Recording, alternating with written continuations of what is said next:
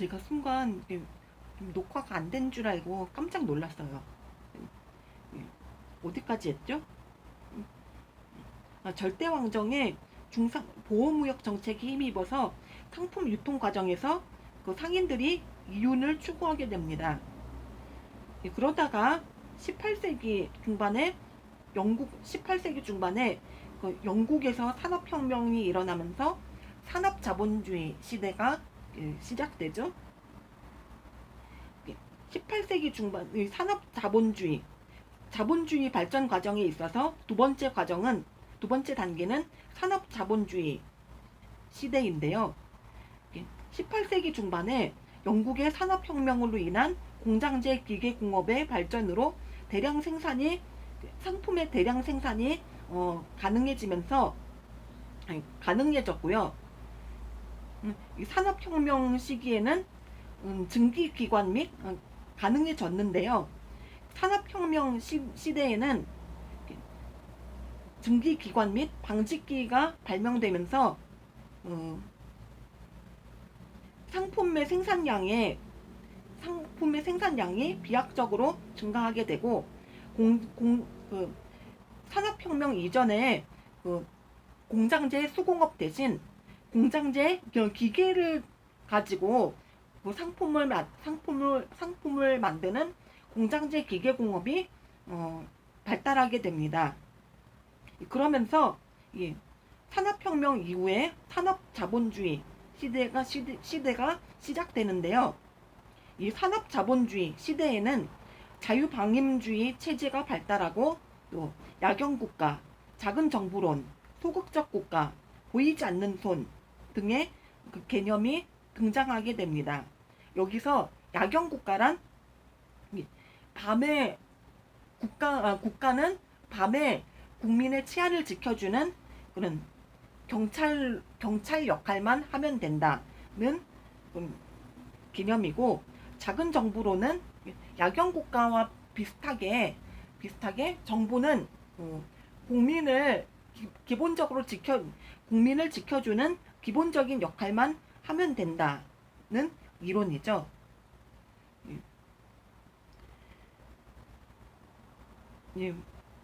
그래서 산업혁명 이후에 산업자본주의 시대에는 자유방임주의 체제와 야경국가, 작은 정부론, 소극적 국가, 보이지 않는 손 등의 개념이 등장하게 되고요.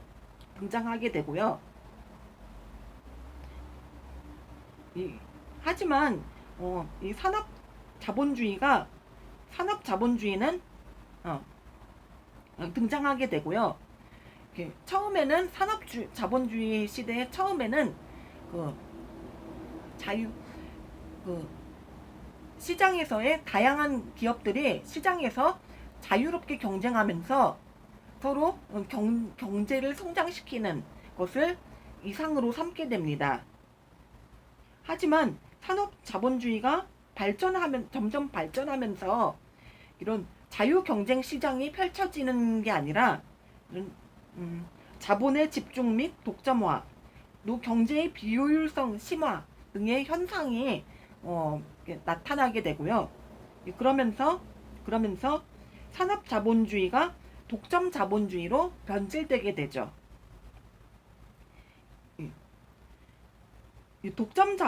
산업자본주의가 변질해서 나타난 이 독점자본주의는 자본주의의 문제점이 발생하면서 나타난 잘못된 자본주의입니다. 원래 산업자본주의 시대의 자본주의는 아까도 말했듯이 다양한 기업이 그 시장에서 자유롭게 경쟁하면서 서로 그런 상승 작용을 통해 그 국가 경제를 발전시키는 것을 추구했는데요. 근데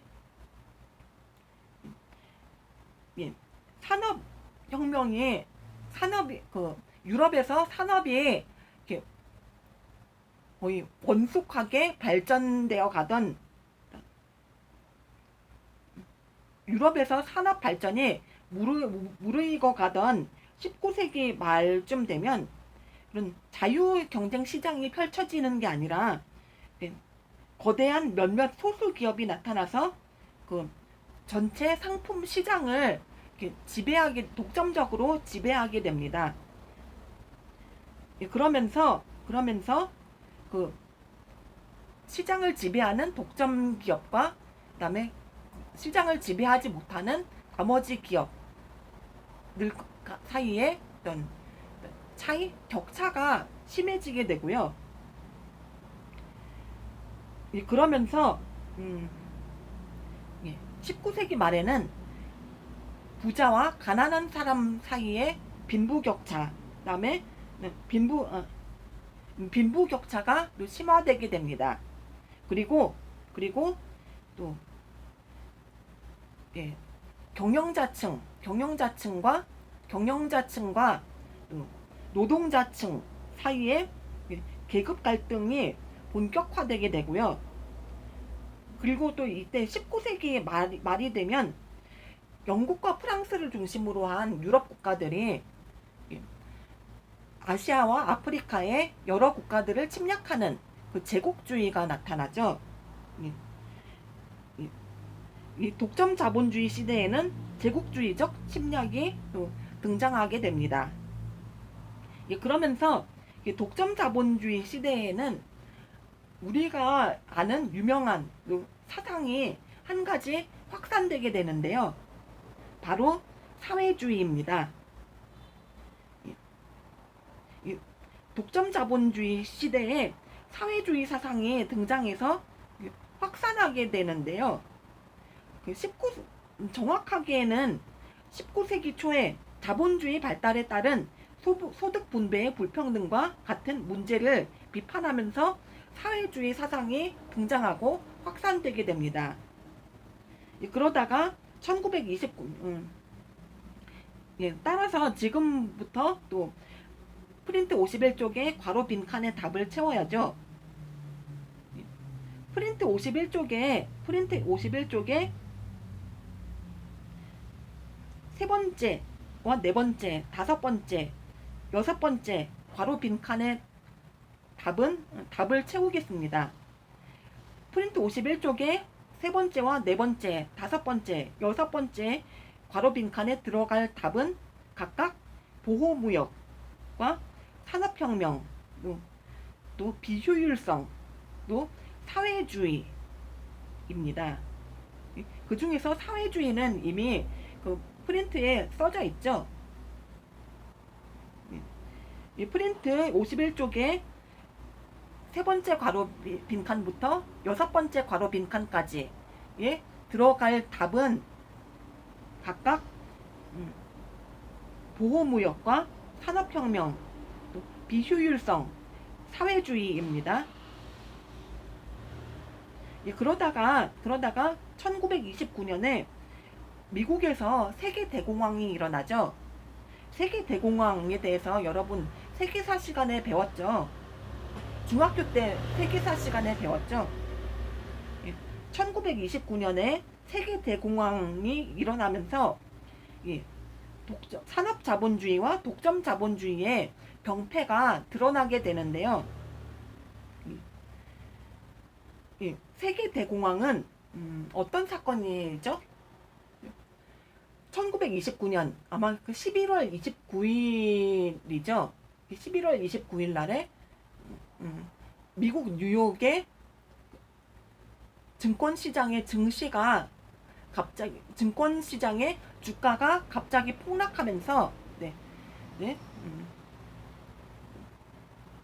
그 상품들이 너무 지나치게 많이 생산되고 반대로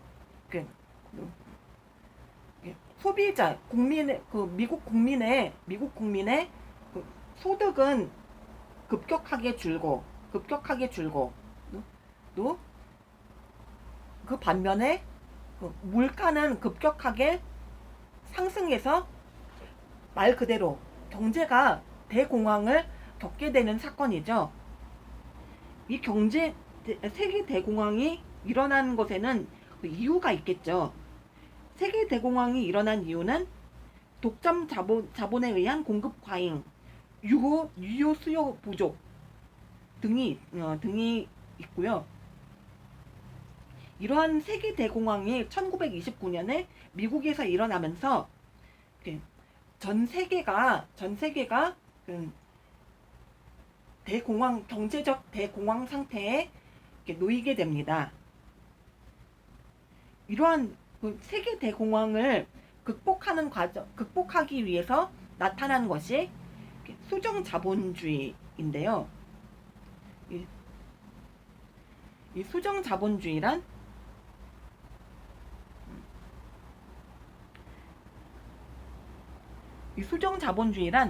산업 자본주의를 비판하면서 정부가 국가 경제에 적극적으로 개입해서 국가에서 겪고 있는 경제 문제를 해결해야 한다고 주장하는 그런 자본주의죠. 이 수정 자본주의에 기반이 된 이론이 있죠. 바로 그 유명한 케인즈 이론. 케인즈 이론을 바탕으로 해서 수정 자본주의가 등장하게 되죠. 그리고 이 수정 자본주의를 바탕으로 미국에서 세계 대공황을 해결하려는 정책이 시도되죠. 바로 그 정책이 미국의 루즈벨트 대통령의 뉴딜 정책이죠. 뉴딜 정책에서 실시한 정책이 뭐였죠? 루즈벨트 대통령이 경제 대공황을 극복하기 위해서 뉴딜 정책의 일환으로 실시한 정책에 뭐가 있었죠? 테네시강 건설 사업과 테네시강 댐 건설 사업과 농업조정법, 노동자법, 그리고 공업조정법 등이 있죠. 이러한 미국의 뉴딜 정책의 대표적인 정책들도 여러분 꼭 알아두세요. 그리고 이 수정 자본주의는 큰 정부론과 복지국가, 적극적 국가, 행정국가를 이론을 주장하게 됩니다. 여기서 큰 정부론이란 아까 산업 자본주의 시대의 작은 정부론과 반대되는 개념이라는 것을 여러분 딱 알겠죠? 산업 자본주의 시대의 작은 정부론과 반대로 큰 정부론은 정부가 국가의 경제에 적극적으로 개입해서 경제 문제를 해결하는 큰 역할을 해야 한다라고 주장하는 이론이고요. 또 복지국가는 국가가 국민의 기본적인 생활을 보장해줘야 한다라는 이론이고요. 그리고 적극국가와 행정국가의 그 뜻도 여러분 알겠죠? 그 적극국가와 행정국가의 뜻도 여러분이 알아두세요. 수정 자본주의의 이론으로는 이러한 네 가지 이론이 있고요. 네 가지 개념이 있고요. 그러다가 수정 자본주의는 1929년에 등장해서 1970년대 중반까지 세계 경제를 주름잡다가 1970년대 중반에 서남아시아에서 즉 중동에서 두 차례에 걸쳐서 석유 파동이 일어나면서 비판에 봉착되게 됩니다. 1970년대 중반에 서남아시아에서 두 번에 걸친 석유 파동이라는 큰 사건이 일어나는데요. 이 석유 파동이 일어나면서 석유 파동이란 서남아시아에서 석유가 주로 생산되죠. 서남아시아에 석유를 생산하는 산유국들이 그 1973년에 그 중동의 여러 국가들과 이스라엘이 전쟁을 했거든요. 그 1973년에 있었던 그 아마 7차일 거예요. 제 7차 중동 전쟁에서 미국을 비롯한 서방 국가들이 이스라엘을 일방적으로 지원하자 그에 대한 반발로 중동의 산유국들이 석유 생산량을 급격히 줄이면서 그 유가가 폭등하고 석유 가격이 폭등하고 세계의 모든 상품의 물가가 또 폭등하고 그러면서 경제는 안 좋게 되는 그런 스태그플레이션 현상이 발생하면서 스태그플레이션 현상이 발생하게 됐던 그런 사건이고요. 1970년대 중반에 두 차례의 석유 파동으로 인해서 아까 말했던 그 스태그플레이션 현상이 일어나면서 그 경제가 좀 세계 대공황 때만큼은 아니지만 그와 비슷한 정도의 그런 큰 공황 상태를 겪게 됩니다. 이때 각국 정부가 그 스태그플레이션 현상을 해결하지 못하면서 정부 실패 현상이 발생하게 되고요. 정부 실패 현상이 1970년대 중반에 일어나자 그 수령 자본주의를 비판하는 이론이 등장하게 됩니다. 그 이론이 바로 신자유주의 이론입니다. 신자유주의 이론입니다. 이 신자유주의 이론은 그 자유주의의 뒤를 이어서 정부가 경제에 개입해서는 안 된다고 주장하는 그런 이론이고요. 여기서 프린트 151쪽에 나머지 괄호 빈칸들을 채워야 되겠네요. 프린트 51쪽에 지금 남은 괄호 빈칸이 3개죠. 프린트 49쪽이네요. 51쪽이 아니고 프린트 49쪽에 남은 괄호 3개의 괄호 빈칸에 들어갈 말은 각각 세계 대공황, 복지, 정부입니다. 세계 대공황, 복지, 정부, 세계 대공황, 복지, 정부.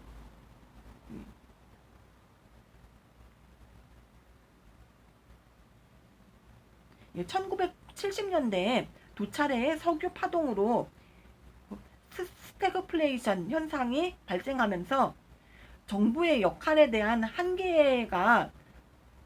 한계를 사람들이 인식하게 되고요. 그러면서 시장 원리 준수, 복지 예산 축소, 공기업의 민영화, 노동시장의 유연성 촉진, 기업의 자율성 강조, 세금 감면 등을 주장하는 신자유주의가 등장하게 됩니다. 여기서 용어의 뜻을 한번 좀 살펴볼까요? 이 프린트 52쪽에 위에서 7번째 줄부터 9번째 줄에 중상주의 정책과 뉴딜 정책, 스태그플레이션의 뜻이 나오죠. 먼저 중상주의 정책의 뜻을 보면 상업을 장려하면서 수출은 적극적으로 권장하고 수입은 극도로 막는 보호무역을 펴는 정책을 중상주의 정책이라고 하고요. 뉴딜 정책이란 실업구제 사업과 대규모 공공사업 등을 통해 실질적인 구매력이 있는 수요를 늘리려고 한 정부 정책을 말합니다. 그리고 스태그플레이션이란 아까도 말했듯이 경기 침체와 물가 상승이 동시에 일어나는 상태를 말하죠. 예, 그럼 자본주의의 특징으로 넘어갈까요? 자본주의의 특징. 예, 자본주의의 특징으로는 그러면 세 가지가 있는데요. 먼저 시장 가격의 존재와 시장 가격이 존재한다는 것과 경제 활동의 자유가 자본주의 경제 체제에서는 보장된다는 것. 그리고 자본주의 경제 체제에서는 개인의 사유재산 제도가 있다는 것. 사유재산 제도가 있다는 것이 자본주의의 특징이죠. 먼저 시장 가격의 존재를 보면요. 자본주의 경제 체제 아래에서 상품의 시장 가격은 경제 활동의 신호등 역할을 하고요. 또 한정된 자원을 효율적으로 배분하는 역할을 합니다. 그리고 또 경쟁을 통해 상품의 적절한 배분과 경쟁을 통해서 상품이 적절하게 배분되게 하고요. 생산성이 떨어지는 기업이 희소한 자원을 낭비하지 않도록 하는 기능을 합니다. 그래서 그 영국의 18세기에 영국의 그 경제학자인 아담 스미스는 국부론이라는 책에서 이 상품의 시장 가격을 보이지 않는 손이라고 불렀죠. 보이지 않는 손 되게 중요하죠. 따라서 프린트 50쪽에 첫 번째 괄호 빈칸에 들어갈 말은 보이지 않는 손이겠죠. 보이지 않는 손. 그리고 자본주의 경제 체제 아래에서는 각 개인의 경제 활동의 자유가 보장되는데요. 자본주의 경제 체제에서는 개인의 경제적인 이익 추구가 보장되기 때문에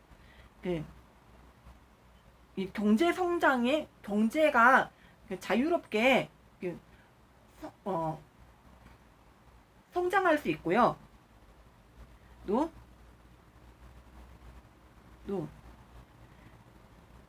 경제가 자유롭게 성장할 수 있고요. 또 개인의 사유 재산이 보장되면서 개인이 열심히 경제 활동을 할 동기가 부여된다는 것이 자본주의 경제 체제의 장점이죠. 그리고 자본주의 경제 체제의 세 번째 특징으로 사유재산 제도가 있죠. 이 사유재산 제도가 존중되면서 자본주의 경제 체제에서는 개인의 직업 선택의 자유가 존중되고 또 계약 자유의 원칙이 있고 또 자본주의 경제 체제에서 공공재 생산은 정부가 담당하게 됩니다. 여기서 계약 자유의 원칙이란 기업에서 기업의 경영자와 노동자가 계약을 할 때 그 계약은 기업의 경영자와 노동자가 직접 맺어야 한다는 그런 원칙입니다. 그리고 계약은 자유롭게 맺어져야 한다는 원칙이죠. 여기서 시장 실패와 정부 실패라는 용어의 뜻이 나오죠.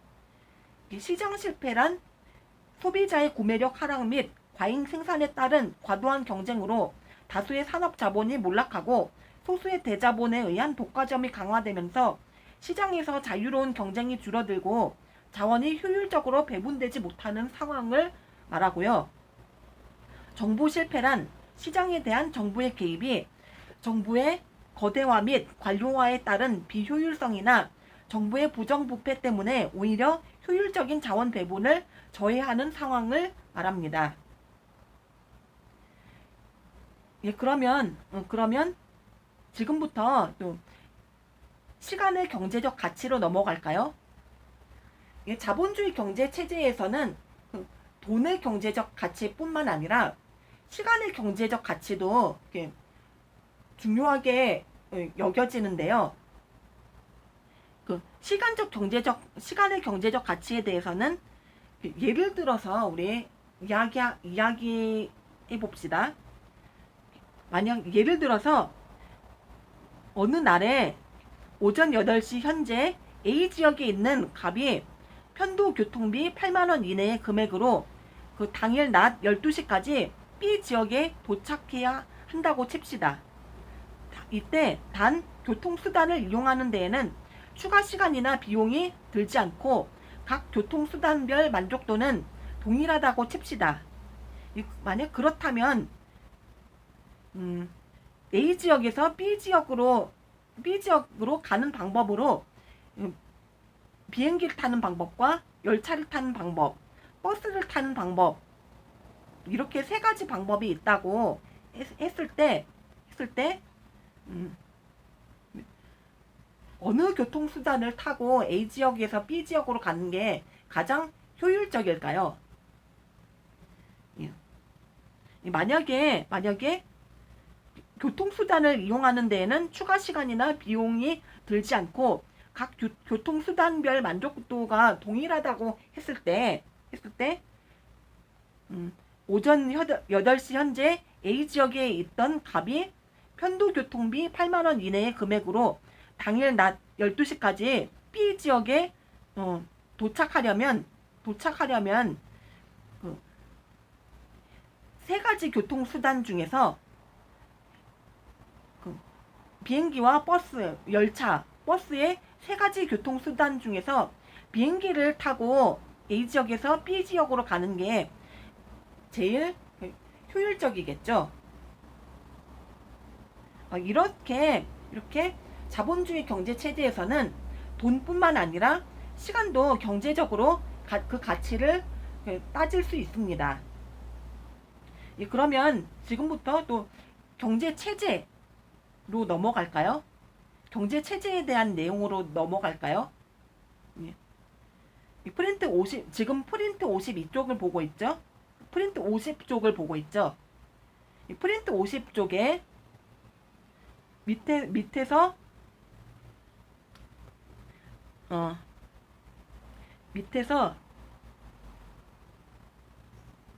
11번째 줄, 밑에서 11번째 줄에 동그라미 5 하고 경제 체제라고 나오죠. 이 경제 체제에 대해서 지금부터 봅시다. 경제 체제란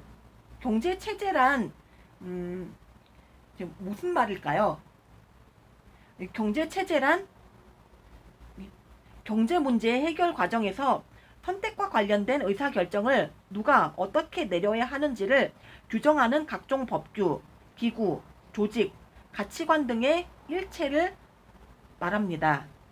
이 경제 체제는 경제 문제의 해결 방법에 따라서 또 개인의 재산 소유 형태에 따라서 각각 두 가지씩으로 이렇게 구분할 수 있는데요.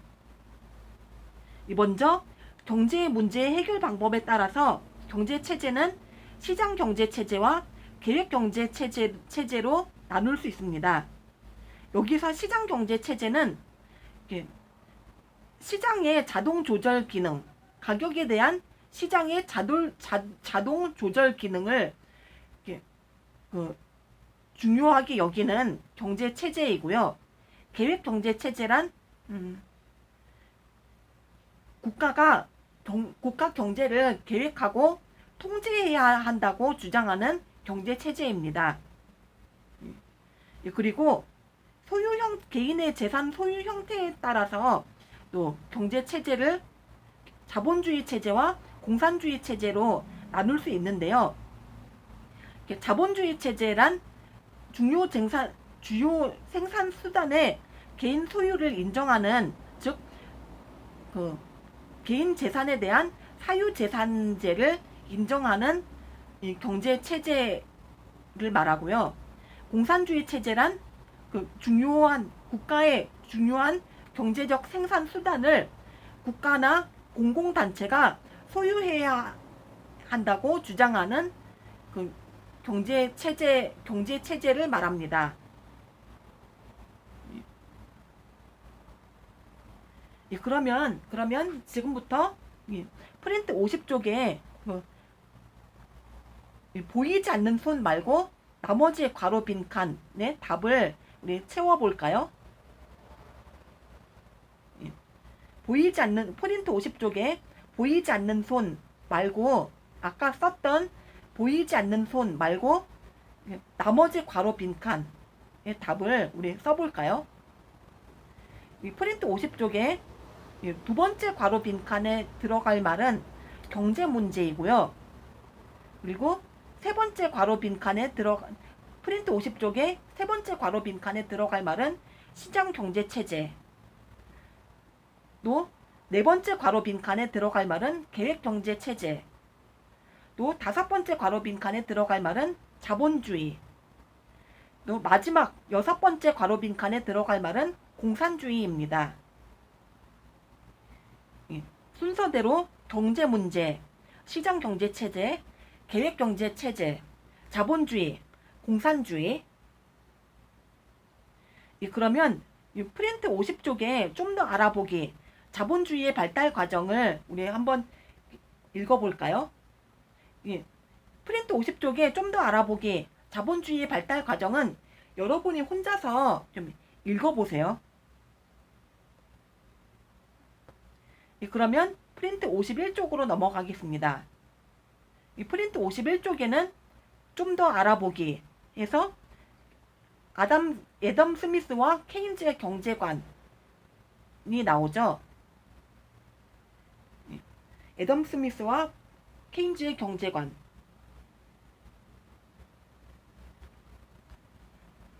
잠시만요.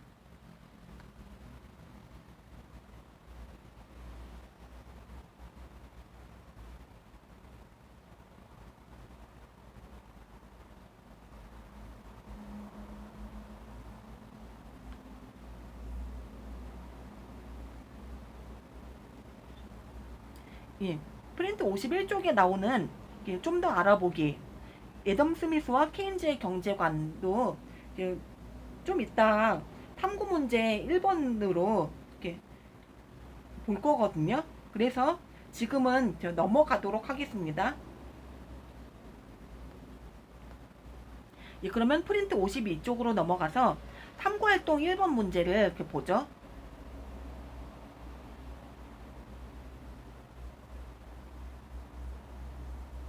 탐구활동 프린트 52쪽에 탐구활동 1번 문제.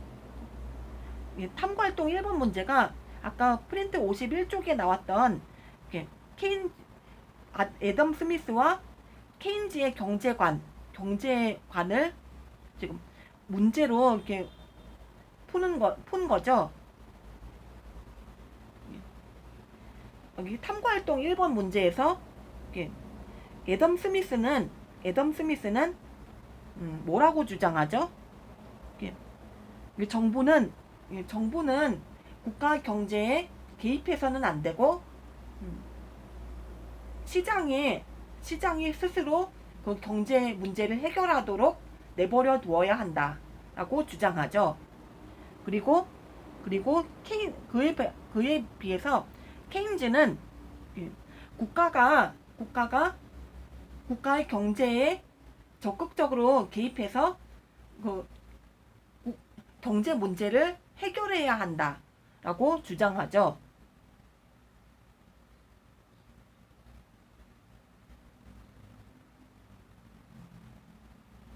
특히 프린트 52쪽의 탐구활동 1번 문제에서 케인즈는 실험 문제에 대해서 정부가 국가의 실험 문제에 적극적으로 개입해서 그 실험 문제를 해결해야 한다라고 주장하죠.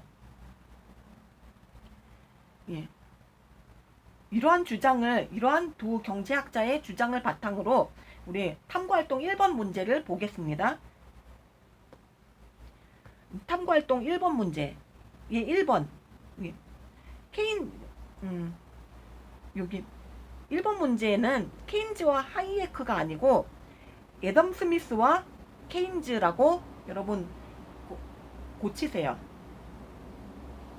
지금 프린트 53쪽의 표에 지금 케인즈와 하이에크라고 나오죠. 케인즈와 하이에크가 아니라 애덤 스미스와 케인즈라고 여러분 고쳐야 된다는 거 여러분 알죠? 그럼 애덤 스미스와 케인즈의 주장이 등장한 배경과 주요 내용을 한번 볼까요? 주요 주장 내용을 한번 볼까요?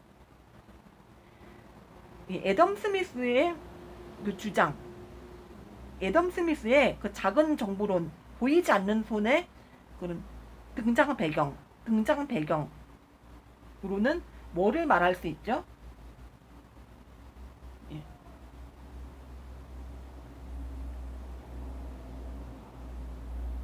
뭐를 말할 수 있죠?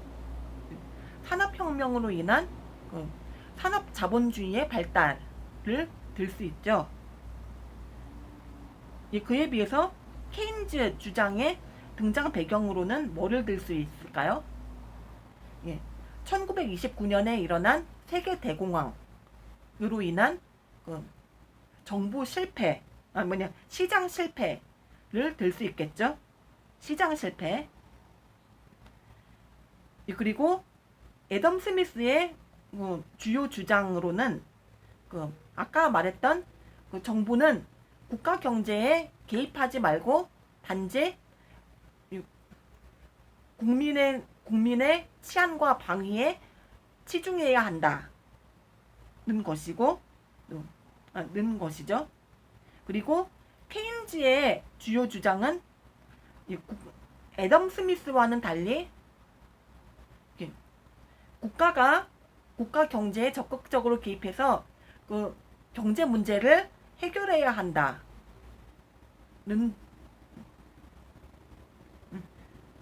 것이죠.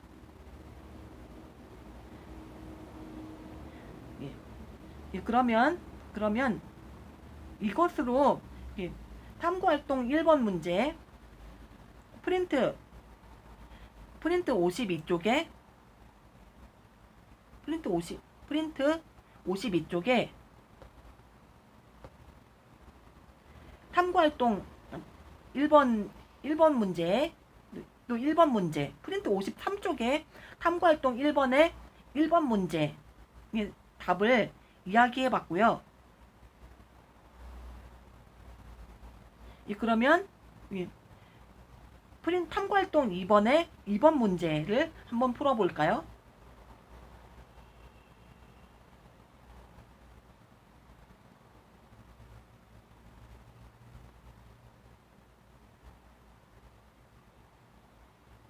탐구활동 2번의 2번 문제.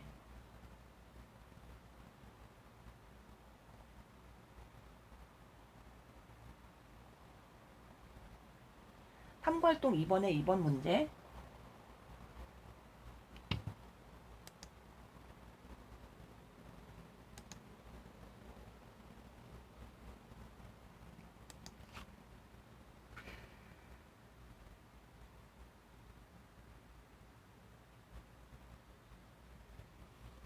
탐구활동 2번의 2번 문제의 답은 뭘까요?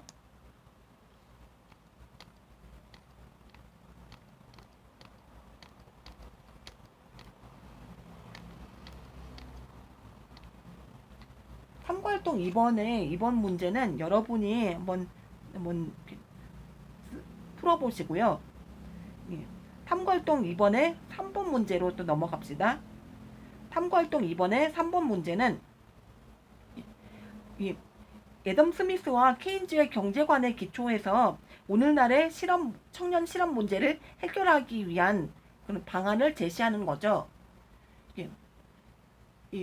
애덤 스미스와 케인즈의 경제관에 기초해서 오늘날의 청년 실업 문제를 해결하기 위한 방안을 어떻게 제시할 수 있을까요? 먼저 애덤 스미스는 실업 문제에 대해서 실업은 시장이 일시적으로 불균형 상태에 있는 것으로 시장의 가격 기능이 제대로 작동하면 실험 문제는 자연스럽게 해결된다라고 주장했죠. 그에 반해서 케인즈는 실험 문제는 저절로 해결되지 않는다면서 이를 해결하기 위해서는 노동 수요가 증가해야 하는데 이는 정부의 노동 정책을 통해 어느 정도 해결할 수 있다라고 주장했죠.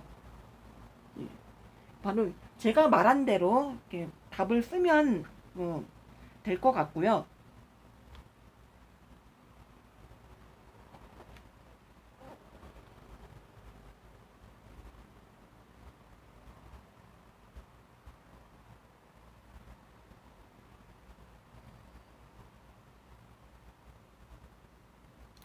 그러면 좀 프린트 53쪽에 좀 더 알아보기, 그 밑에 좀 더 알아보기, 4차 산업혁명과 미래의 일자리 전망은 여러분이 혼자서 좀 읽어보시고요.